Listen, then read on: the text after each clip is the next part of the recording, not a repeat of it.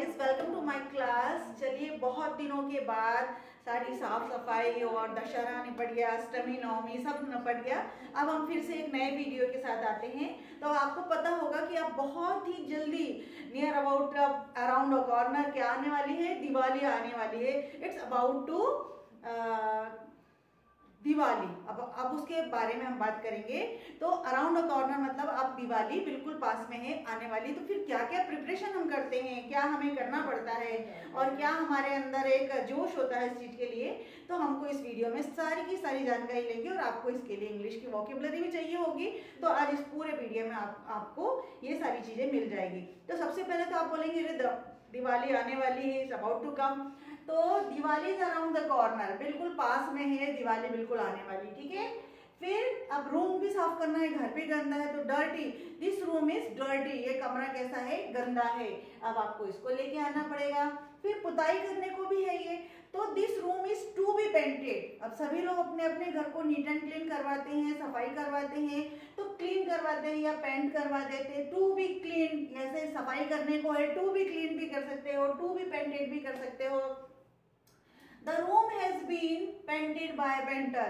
तो रूम को पुताई की जा चुकी है या रंग किया जा चुका है, किसके द्वारा, पेंटर के द्वारा। ये भी हो सकता है।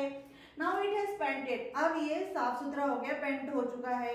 Now it is clean, ऐसे भी कह सकते हैं। Now अब ये साफ हो चुका है। Now it is clean, अब ये साफ हो चुका है। It has clean, ये भी बोल सकते हैं, it has clean।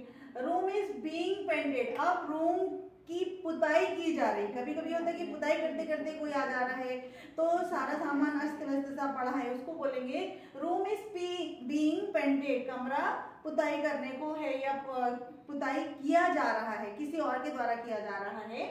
We are going to decorate our house, हम हमारे घर को सजाने जा रहे हैं। मतलब जैसे ही दिवाली आती है सब लोग कुछ परचेसिंग करना शुरू कर देते हैं, क्लीन करना शुरू कर देते हैं। सबको क्योंकि गॉडेस लक्ष्मी को नीट एंड क्लीन घर ही बहुत बहुत पसंद आता है ना।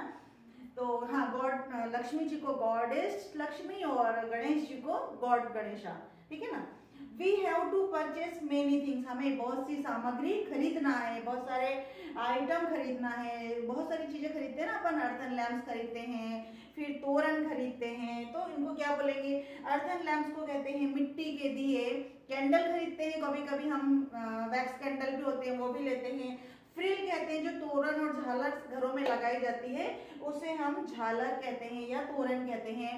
फिर आगे देखेंगे डेकोरेटिव आइटम। डेकोरेटिव आइटम मतलब सारे सजावटी आइटम। कई बार हम उसमें नई सीनरी होते हैं, कुछ फुटप्रिंट है वो खरीदते हैं, कुछ रंगोली के डिजाइन खरीदते हैं, वो भी सारे डेकोरेटिव आइटम में आ जाएगा।